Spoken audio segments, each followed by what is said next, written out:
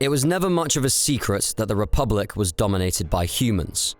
Its government and wealthiest worlds were human-dominated, its capital was the ancestral homeworld of humanity, it disproportionately favored human interests, and at one point in its history, it even launched crusades against non-human species. This had been a factor from the very beginning. The Republic formed out of the so-called human core, the collection of primarily human civilizations that developed in the Arrowhead, the wealthiest region of the core worlds, after the fall of the Infinite Empire. The Republic's founders were overwhelmingly human, but not exclusively so. In this video, we'll be taking a look at the non-human Republic founders and how they fit into the culture of the core.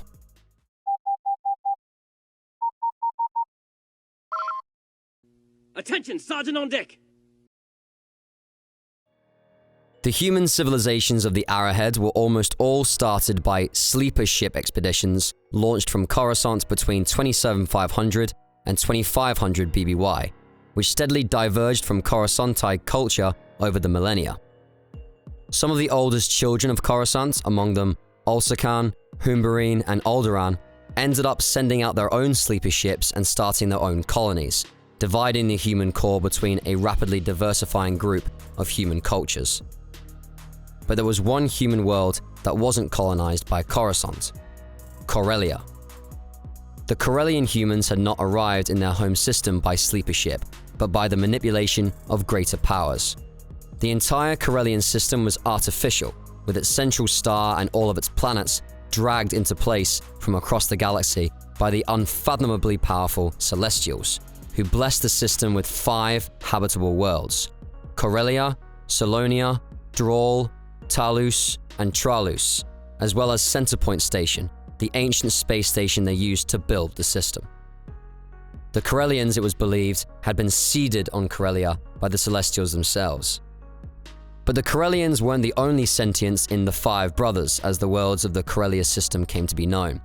Solonia and Drawl each had their own native populations, creatively named the Solonians and the Drawl, respectively. The Solonians were ferret people from an oceanic world, known for their warrior prowess and their extreme distaste for lying, which they saw as equivalent to murder. The Drawl, meanwhile, were short, furry rodent people known for their nigh-obsessive record-keeping. The Drawl had a great love of libraries and was said to have written down every little thing to have ever happened since the dawn of intelligence. In other words, they were very based. From very early on in their collective history, the Corellians, Solonians, and Drawl became acquainted with one another and formed an alliance. From that point forward, they acted as a single astropolitical entity, with the Corellians usually making decisions on behalf of the entire system, and the Solonians and Drawl just kind of following along. Thus, when Corellia chose to help found the Galactic Republic in 25053 BBY, Solonia and Drawl followed suit, and the 5 brothers joined the new government as well. But though we'd consider them core founders, the Solonians and Drawl weren't terribly significant in the grand scheme of the early Republic. The same can't be said for the inhabitants of Corellia's closest neighbor, however, the Duros. The Duros were much more adventurous and ambitious than the Solonians and Drawl, and though they existed on the far end of the human core, they thoroughly integrated themselves into the burgeoning interstellar civilization through their love of space travel and their ingenuity.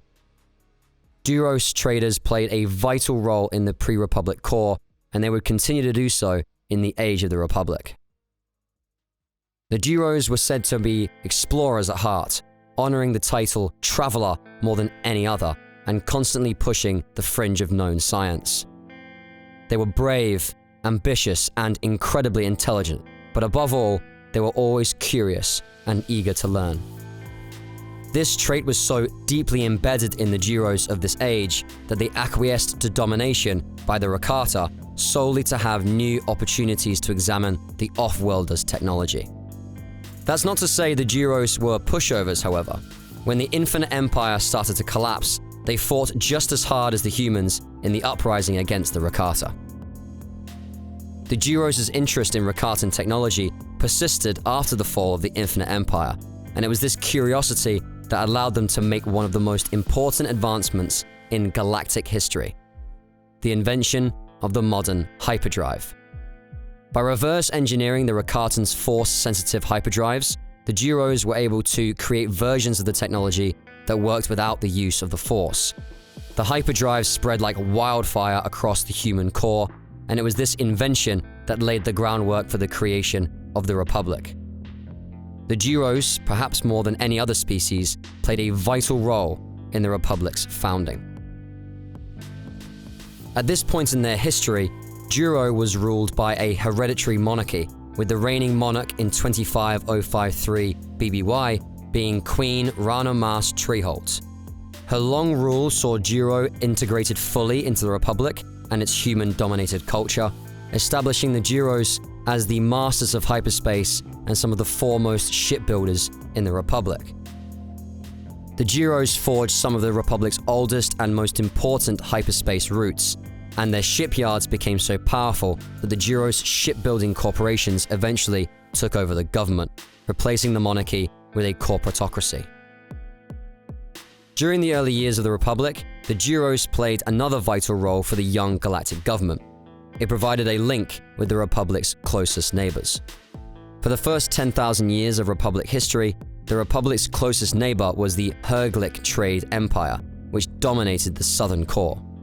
All trade between the Republic and the Herglics went through Duro, and it was thanks to the friendly relations Duros traders established with the Herglics that the trade empire ultimately assimilated into the Republic. But there was another non-human core founder of the Republic that was just as significant as the Duros, if less well known among fans: the Caamasi. The Caamasi were a species of furry, long-snouted mammalians from Caamasi, a beautiful world near Alderaan, and they were almost universally beloved by those who knew them. For the Caamasi were a species of pacifists who were renowned for their skill as diplomats and mediators.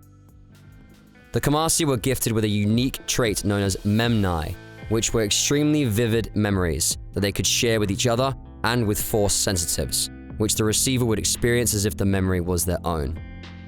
This curious trait is believed to have been the root of their pacifism, as it gave the Caamasi a deep empathy for other sentients and a strong commitment to social justice, as well as the remarkable ability to easily forgive those who had severely wronged them.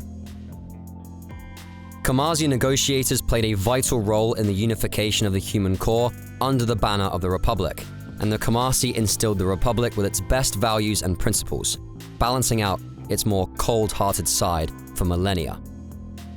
Caamasi dedicated itself to constantly improving the Republic, always acting as the voice of justice and democracy in the Senate. Their diplomats were renowned for having the ability to prevent civil wars and settle major political disputes in mere days, and they helped keep the Republic intact through its first few centuries. The Caamasi, together with the Alderaanians, their closest neighbors, were the heart of the early Republic, and without their influence, the Republic would have become a far more brutal empire far sooner. The Caamasi were also good friends and close allies of the Jedi Order. They actually played a major role in the evolution of Jedi philosophy, instilling in the Order many elements of their philosophy of social justice and peace. The Jedi Code itself was partially based on the writings of Caamasi philosopher Hespecia Tickler, under whom some of the earliest Jedi scholars studied on Caamasi.